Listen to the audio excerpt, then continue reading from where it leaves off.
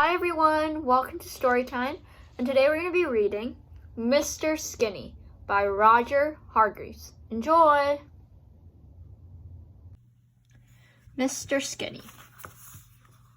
Mr. Skinny. Mr. Skinny was extraordinarily thin, painfully thin. If he turned sideways, you could hardly see him at all. And what made it even worse was that he lived in a place called Fatland. Yes, Fatland. As you could very well imagine, everything and everybody in Fatland was as fat as could be. Not stout, fat. Fatland dogs were extremely fat.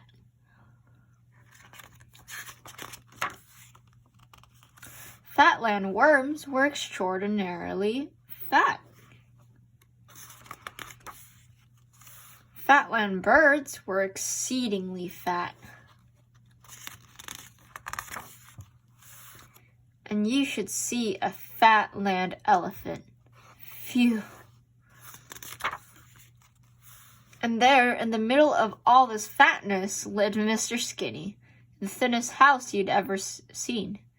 Poor Mr. Skinny, he didn't like being so different from everything and everybody. But there wasn't very much he could do about it. You see, he had hardly any appetite at all. A Mr. Skinny meal was a very meager affair. Do you know what he had for breakfast? 1 cornflake. And for lunch, 1 baked bean. And for tea, nothing. And for supper, the world's smallest sausage. And after that, he felt so full, he went straight to bed. In his long, thin bed, in his long, thin bedroom, in his long, thin house in Fatland. Oh, I do so wish I could do something about my appetite. He sighed to himself just before he went to sleep. I think, he thought, that I had better go and see the doctor about it. And he went to sleep. The following morning, the morning was lovely. A large fat sun shone down on the fat green grass, trees, and the fat yellow flowers, and through them walked Mr. Skinny on his way to see the doctor. Dr. Plump! Come in, he wheezed as Mr. Skinny knocked at his door. Sit down, he wheezed as Mr. Skinny entered. And what, he wheezed, putting his plump fingers together, seems to be the trouble. It's my appetite, explained Mr. Skinny. I'd like to be able to eat more so that I could put on a little weight. Yes, you are rather, how shall I put it, thin, wheezed the doctor, looking at him over his glasses. I know, he continued. Let's start the treatment right now. He licked his lips. This very moment, he added. He opened a drawer in his desk and took out an enormous cream cake. He put it on the desk in front of him and opened another drawer and took out 6 donuts and put them on the desk in front of him, and opened another drawer and took out 12 currant buns and put them on the desk in front of him. 11s, he explains. Put it on, but it's only 10 o'clock, said Mr. Skinny. Who's counting? Wheezed Dr. Plump. And without further ado, he and Mr. Skinny ate a lot. The lot.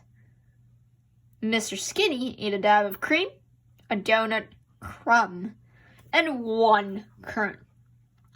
Dr. Plump ate the rest. Wheezed Dr. Plump, popping the last currant bun into his mouth.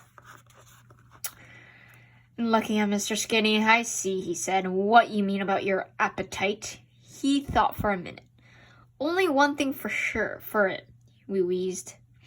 This calls for drastic measures. He picked up his telephone in his podgy fingers and dialed a number. 100 miles away, the telephone rang. Brr, brr, brr. Hello, said a voice. Do you know whose voice it was? Mr. Greedy speaking, said the voice. Mr. Greedy, listen to what Dr. Plump had to say.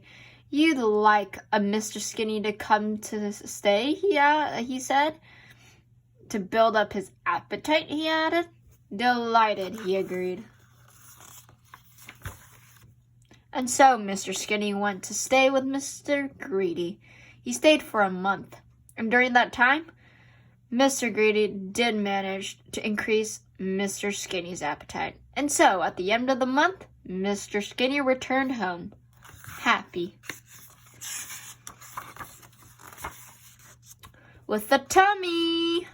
A tummy was something Mr. Skinny had always wanted.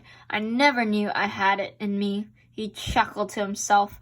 He was feeling so proud of his tummy, he decided to call in and see Dr. Plump on his way home. I say, wheezed Dr. Plump, looking him up and down. Congratulations. Tell you what, he said, he went on. This calls for a celebration. And he opened his desk drawer. The end.